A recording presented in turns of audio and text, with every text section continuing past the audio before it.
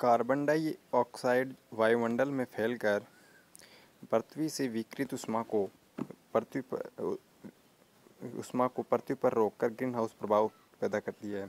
CO2 in the sense carbon dioxide जो होती है गैस, ये वायुमंडल में जो फैल जाती है और पृथ्वी से विकिरित ऊष्मा को रोककर वायुमंडल में एक परत से बना देती है और पृथ्वी पर जो विकिरित पहले से उपलब्ध जो ऊष्मा होती है उसको रोककर ग्रीन हाउस प्रभाव उत्पन्न करती है। इसीलिए इसे ग्रीन हाउस गैस भी कहते हैं। कार्बन डाइऑक्साइड को CO2 ग्रीन हाउस गैस भी कहते हैं।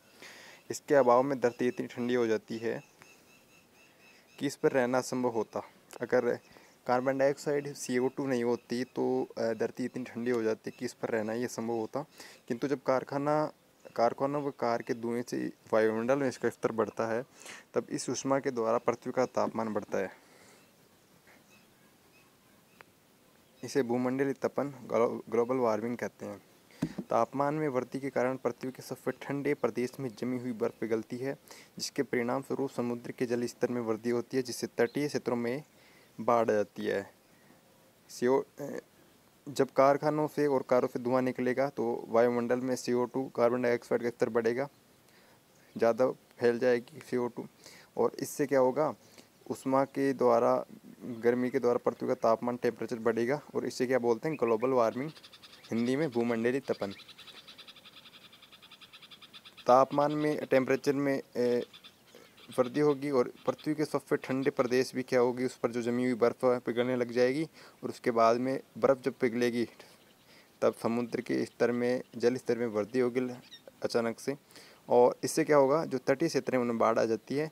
दीर्घ अवधि में इसके कारण जलवायु में अत्यधिक परिवर्तन हो सकता है और लगातार अगर ये प्रोसेस चले तो जलवायु है उसमें बहुत ज़्यादा बड़ा परिवर्तन हो सकता है, जिसके फलस्वरूप कुछ पौधे और पशु लुप्त हो सकते हैं। इससे क्या होगा, कुछ पेड़ पौधे और पशु भी क्या हो सकते हैं, विलुप्त हो जाएंगे, नष्ट हो जाएंगे। हमारी पृथ्वी चारों ओर से वायु की घनी चादर से घिरी हुई है, जिसे वायुमंडल कहते हैं। पृथ्वी वायुमंडल की चादर से घिरी हुई है, जिसे ही क्या कहते हैं, वायुमंडल। पृथ्वी पर सभी जीव जीवित रहने के लिए वायुमंडल पर निर्भर है। किस पर निर्भर है, वायुमंडल पर, क्योंकि वायुमंडल से ही क्या है, वो सांस लेने के लिए वायुमंडल, यह हमें सांस लेने के लिए वायु प्रदान करता है। वायुमंडल हमें सांस लेने के लिए वायु प्रदान करता है। सूर्य की किरणों से हानिकारक प्रभाव से हमारी रक्षा करता है और वायुमंडल से ही हमारी सूर्य की जो हानिकारक किरणें होती है उनसे हमारी रक्षा होती है। तो इस कारण जो है पृथ्वी पर सभी जीव जीवित रहने के लिए वायुमंडल पर निर्भर है। यदि सुरक्षा की ये चादर न हो तो हम दिन के समय सूर्य की गर्मी से तृप्त होकर जल सकते हैं, तप जाएंगे सूर्य की रोशनी से अगर वायुमंडल नहीं हो तो, और जल जाएंगे। रात के समय ठंड से जम सकते हैं। अतः यह वह वायु राशि है जिसने पृथ्वी के तापमान को रहने योग्य बनाया है। वायुमंडल जो है ये वह वायु राशि है जिसने क्या किया है, पृथ्वी के तापमान को रहने के लिए, निवास करने योग्य बनाया है। वायुमंडल का संगठन, क्या आप जानते हैं कि जिस वायु का उपयोग हम सांस लेने के लिए करते हैं वास्तव में अनेक गैसों का मिश्रण होती है। नाइट्रोजन, ऑक्सीजन ऐसी दो गैसें हैं जिनसे वायुमंडल का बड़ा भाग बना है। देखिए वैसे तो वायुमंडल जो अनेक गैसों का मिश्रण है, लेकिन नाइट्रोजन और ऑक्सीजन दो ऐसी गैसें हैं जिनसे वायुमंडल का एक बहुत बड़ा भाग का निर्माण हुआ है। मतलब वायुमंडल में इनका बहुत बड़ा योगदान है, नाइट्रोजन का और ऑक्सीजन का काफ़ी भाग है। कार्बन डाइऑक्साइड जो है हीलियम, ओजोन, ऑर्गन और हाइड्रोजन कम मात्रा में पाई जाती है। CO2 भी कम है, हीलियम, ओजोन, ऑर्गन और हाइड्रोजन ये जो है कम मात्रा में पाई जाती है, जबकि ऑक्सीजन और नाइट्रोजन बहुत बड़ी मात्रा में पाई जाती है। गैसों के अलावा धूल के छोटे छोटे कण भी हवा में मौजूद होते हैं। ये चित्र आपको दिखाई दे रहा होगा, इसमें विभिन्न संगठनों के प्रतिदर्श दिखाए गए हैं।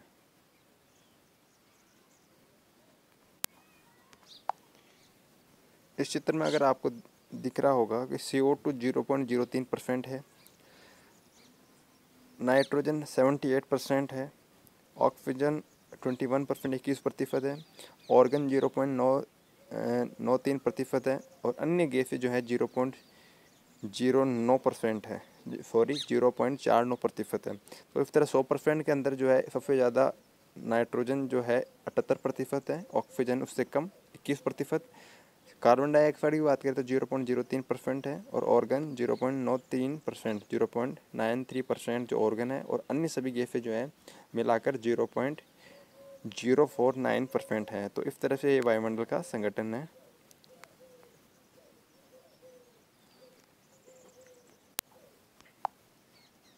नाइट्रोजन वायु में सर्वाधिक पाई जाने वाली गैस है। जब नाइट्रोजन जो है सबसे ज़्यादा 78% वायुमंडल में पाई जाती है। जब हम सांस लेते हैं तो फेफड़े में कुछ नाइट्रोजन भी ले जाते हैं और फिर उसे बाहर निकाल देते हैं। जब सांस लेते हैं तो कुछ नाइट्रोजन भी लेते हैं फिर उसे बाहर निकाल देते हैं, परंतु पौधों को अपने जीवन के लिए नाइट्रोजन की आवश्यकता होती है। हम तो क्या करते हैं, अगर सांस लेते हैं उसमें नाइट्रोजन लेते हैं तो निकाल देते हैं उससे बाहर, लेकिन पौधों को जो है अपने जीवन के लिए नाइट्रोजन की ज़रूरत होती ही होती है। वे सीधे वायु से नाइट्रोजन नहीं ले पाते हैं। मृदा तथा कुछ पौधों की जड़ों में रहने वाले जीवाणु वायु से नाइट्रोजन लेकर इसका स्वरूप बदल देते हैं, जिससे पौधे इसका प्रयोग कर सकते हैं। नाइट्रोजन जो है पौधे डायरेक्ट यूज में नहीं लेते हैं, या तो मिट्टी से या फिर कुछ पौधों की जड़ों में रहने वाले जो जीवाणु होते हैं वायु से नाइट्रोजन तो ले लेते हैं और इसका स्वरूप बदल देते हैं, जिससे इसका प्रयोग जो है पौधे करते हैं। नाइट्रोजन को नाइट्रेट के रूप में यूज करते हैं पौधे। आगे पढ़ेंगे हम। ऑक्सीजन वायु में प्रचुरता से मिलने ऑक्सीजन वायु में प्रचुरता से मिलने वाली दूसरी गैस है। पहली सबसे ज़्यादा मात्रा में नाइट्रोजन 78%, 78% है। दूसरी ऑक्सीजन जो है वायुमंडल सबसे दूसरी ऐसी गैस है जो ज़्यादा मात्रा में पाई जाती है, ये है 21%, 21%। मनुष्य तथा पशु सांस लेने में वायुमंडल से ऑक्सीजन प्राप्त करते हैं। हरे पादप प्रकाश संश्लेषण द्वारा ऑक्सीजन उत्पन्न करते हैं। इस प्रकार वायु में ऑक्सीजन की मात्रा समान रहती है। क्या होता है कि मनुष्य और पशु सांस लेने में वायु से ऑक्सीजन ही प्राप्त करते हैं। श्वसन के लिए मनुष्य और पशु दोनों ही सांस लेने के लिए ऑक्सीजन प्राप्त करते हैं। हरे पौधे जो होते हैं प्रकाश संश्लेषण द्वारा ऑक्सीजन उत्पन्न करते हैं। हरे पौधे जिनमें क्लोरोफिल पाया जाता है, पत्तियां हरी होती है, वो क्या करते हैं, प्रकाश संश्लेषण की क्रिया में ऑक्सीजन उत्पन्न करते हैं और इस प्रकार वायुमंडल में ऑक्सीजन की मात्रा समान बनी रहती है। कैसे? पौधे प्रकाश संश्लेषण में ऑक्सीजन उत्पन्न करते हैं, उसी ऑक्सीजन को जो है मनुष्य तथा पशु जो है सांस लेने में श्वसन क्रिया में ऑक्सीजन उसी को लेते हैं और फिर वो CO2 छोड़ते हैं। सिंपल लैंग्वेज में मनुष्य तथा पशु जो हैं ऑक्सीजन को श्वसन में काम में लेते हैं और इस ऑक्सीजन को जो है हरे पादप प्रकाश संश्लेषण की क्रिया द्वारा उत्पन्न करते हैं। यदि हम वृक्ष काटते हैं तो ये संतुलन बिगड़ जाता है। कार्बन डाइऑक्साइड अन्य महत्वपूर्ण गैस है। हरे पादप अपने भोजन के रूप में कार्बन डाइऑक्साइड का प्रयोग पौधे भोजन बनाने में CO2 का प्रयोग करते हैं और ऑक्सीजन वापस देते हैं, ऑक्सीजन छोड़ते हैं। और मनुष्य जो है ऑक्सीजन को श्वसन क्रिया में काम में लेते हैं। मनुष्य और पशु कार्बन डाइऑक्साइड बाहर निकालते हैं।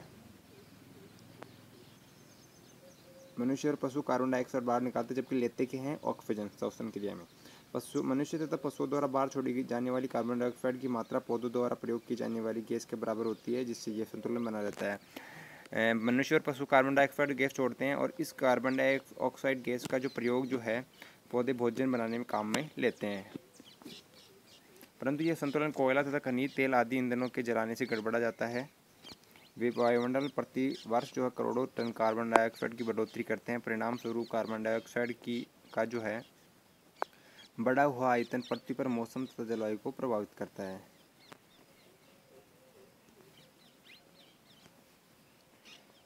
क्या आप जानते हैं जब वायु गर्म होती है तो फैलती है और हल्की होकर ऊपर उठती है। वायु जब भी गर्म होती है तो फैलती है और हल्की होकर ऊपर उठती है। ठंडी वायु सघन और भारी होती है, इसलिए नीचे रहने की प्रवृत्ति होती है। ठंडी वायु जो होती है सघन होती है और भारी भी होती है, इसलिए नीचे रहती है। गर्म वायु के ऊपर उठने पर आसपास के क्षेत्रों से ठंडी वायु रिक्त स्थान को भरने के लिए वहाँ आ जाती है। इस प्रकार वायु चक्कर चलता है। देखिए, जिस स्थान पर जो है वायु गर्म होती है और गर्म होकर ऊपर उठ जाती है, उस स्थान में जो है उस स्थान को भरने के लिए ठंडी वायु जो है उस स्थान की ओर चलकर आती है। इस प्रकार वायु चक्कर चलता रहता है।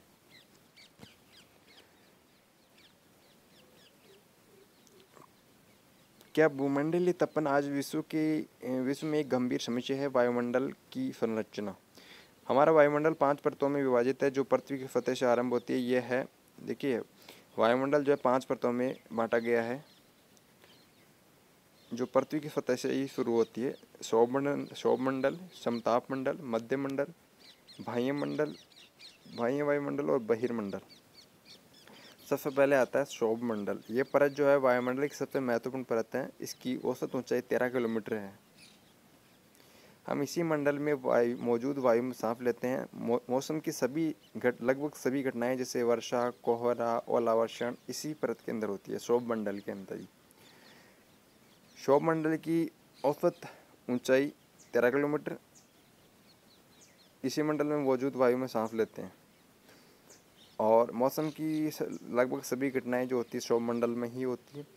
समताप मंडल की बात करेंगे तो क्षोभ मंडल के ऊपर का भाग जो समताप मंडल कहलाता है और ये लगभग 50 किलोमीटर की ऊंचाई तक फैला है। ये परत जो है बादलों एवं मौसम संबंधी घटनाओं से लगभग मुक्त होती है।